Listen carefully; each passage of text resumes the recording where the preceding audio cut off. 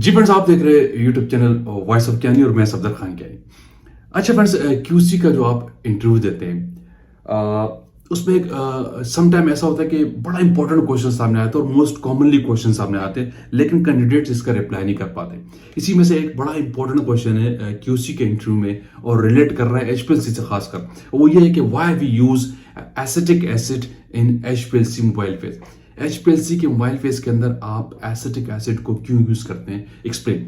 अब इसमें बहुत सारे रीजन है, ठीक है, लेकिन इंटरव्यू के अंदर कोई शॉर्टली आप किसी एक रीजन को भी एक्सप्लेन कर सकते हैं, लेकिन मैं यहाँ पे आपको डिटेल में बताऊंगा कि क्यों आप एसिटिक एसिड को एचपीएलसी के मोबाइल फेस के अंदर यूज करते हैं। तो वीडियो आपने पूरी एंड तक देखनी, बड़ी इंपॉर्टेंट वीडियो उन लोगों के लिए जो एचपीएलसी चलाते हैं और क्यूसी के इंटरव्यू में इन्वॉल्व हो रहे होते हैं।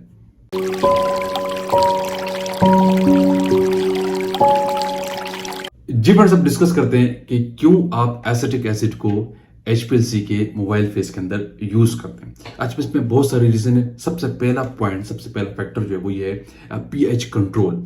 एसिडिक एसिड आपको पता है वीक एसिड है और एक स्पेसिफिक लो क्वांटिटी में यूज किया जाता है, ज्यादा क्वांटिटी पे नहीं, डिपेंडिंग कि आप किस कंपाउंड की एनालिसिस करने जा रहे हैं, डिपेंडिंग कि आप किस फेज पे काम कर रहे हैं, डिपेंडिंग कि आपका स्टेशनरी फेज क्या है, कॉलम क्या है, उसको देखते हुए रिसर्च बेस के बाद एक स्पेसिफिक क्वांटिटी मोबाइल फेस के अंदर एसिडिक एसिड की यूज की जाती है। तो मेन पर्पस क्या है, ये कंट्रोल करता है आपके पीएच को और on the basis of this ये पीएच कंट्रोल के पीछे जो ये आपको रोकता है, जो आपके एनालाइट है, जो आपका सैंपल है, जो कंपाउंड है, उसमें जो फंक्शंस ग्रुप होते हैं उसको आयनाइजेशन होने से रोकता है। क्योंकि जब आपके फंक्शनल ग्रुप्स आयनाइज हो जाएंगे तो किसी भी एंड से आपके स्टेशनरी फेज से इफेक्ट कर सकते हैं, आपकी एनालिसिस को इफेक्ट कर सकता है। तो इसीलिए ये एक पीएच फॉर्मेशन करके एक एसिटेट बफर फॉर्म में ले आता है मोबाइल फेस के अंदर और आपको आयनाइजेशन से रोकता है जो फंक्शनल ग्रुप होते हैं, स्पेशली सैंपल के साथ। क्लियर? पहला मेन रीजन तो आप इसका ये इस तरह भी आप इसको रिप्लाई कर सकते हैं। लेकिन बड़ी इंपॉर्टेंट चीज ये आपको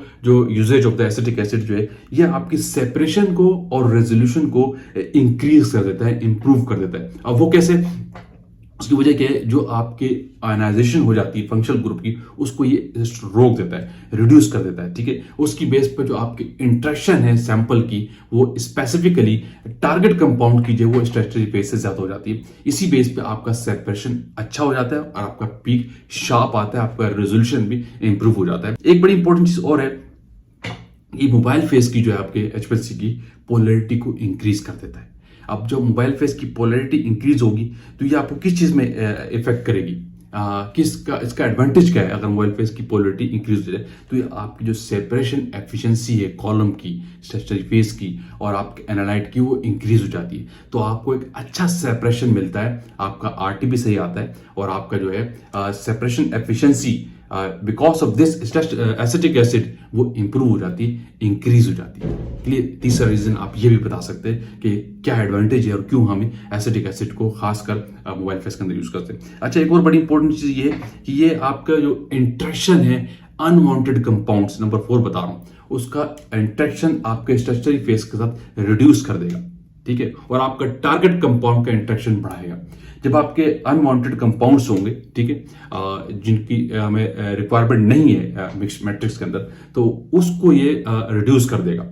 उसका इंटरेक्शन आपके स्टेशनरी फेस के साथ, आपको मोबाइल फेस के अंदर जो दूसरी फोर्सेस है, आपको पता है कॉलम के अंदर एक ड्रैगिंग फोर्स होती है, एक प्रोपेलिंग फोर्स होती है जो एनालाइट को रोक के रखती है, एक एनालाइट को मूव करके बाहर निकालती है। तो वो जो इंटरेक्शन हो रही होती है उसमें अनवांटेड कंपाउंड्स की जो इंटरेक्शन है उसको रिड्यूस कर देगा एसिटिक एसिड जब आप नॉर्मली यूज कर रहे थे। क्लियर? चौथा फैक्टर ये भी है, यही एडवांटेज है कि आप क्यों एसिटिक एसिड को यूज करते हैं। इसके अलावा एक और बड़ी इंपॉर्टेंट चीज और बता दूं कि ये वोलेटाइल इन नेचर है, सही है, ग्रेजुअली वोलेटाइल हो जाता है आपके उस मीडियम के अंदर से, तो जिससे आपका उस इफेक्ट को, उस कंट्रोल को, कॉलम को वॉशिंग में बड़ा हेल्पफुल रहता है। इंप्योरिटीज को, soluble insoluble impurities easily remove हो जाती है और आपका स्टेशनरी फेस कॉलम के अंदर परफेक्ट रखता है, कॉलम की एफिशिएंसी भी बेहतर रहती है जब आप एसिटेट बफर को एज अ मोबाइल फेस के अंदर यूज करते हैं। ये बहुत इंपॉर्टेंट क्वेश्चन है एचपीएलसी का। जब कोई भी क्रोमोग्राफी की डेप्थ में चला जाएगा क्यूसी के इंटरव्यू के अंदर, आप सीनियर लेवल पे, तो इस तरह की डेप्थ इन्फॉर्मेशन कोई भी आपसे पूछ सकता है। तो ये हमेशा अपने ज़हन के अंदर रखें कि क्यों हम यूज़ करते हैं। मैंने एंड पे शुरू में एक चीज़ बताई थी कि इसकी क्वांटिटी स्मॉल क्वांटिटी में यूज़ होता है बफर, और एसिटिक एसिड नॉर्मली आप देख रहे होते हैं कि 10 ml या 20 ml 1000 ml में यूज़ हो रहा होता है मोबाइल फेस के अंदर। 1 लीटर मोबाइल फेस बना रहे हो तो इसकी ज़्यादा क्वांटिटी यूज़ नहीं की जाती। क्यों? ये डैमेज कर सकता है आपके स्टेशनरी फेस को, पैकिंग मटेरियल को भी। तो कंपाउंड की नेचर को और जिस फेस पे आप काम करें, नॉर्मली आप रिवर्स फेस पे काम करो तो रिवर्स फेस के अंदर एसिटिक एसिड को यूज किया जाता है। क्लियर है? तो बड़ी इंपॉर्टेंट थी, बहुत सारे लोग इस पे सवाल भी कर रहे थे, लेकिन ये वो क्वेश्चन है जो आपसे इंटरव्यू के अंदर इंटरव्यू पूछ लेता है कि क्यों हम एसिटिक एसिड को मोबाइल फेस के अंदर यूज करते हैं। आई होप कि आपको कंसेप्ट मिला होगा। वीडियो का आप एंड करते हैं। अगर वीडियो आपने लाइक की तो शेयर कीजिए, कमेंट्स कीजिए। अगेन कहूंगा जो लोग चैनल पर न्यू है वो लाजमी सब्सक्राइब कीजिए ताकि ऐसी टेक्निकल वीडियोस आपको पहुंचती रहे। Thank you for watching. अल्लाह हाफिज़।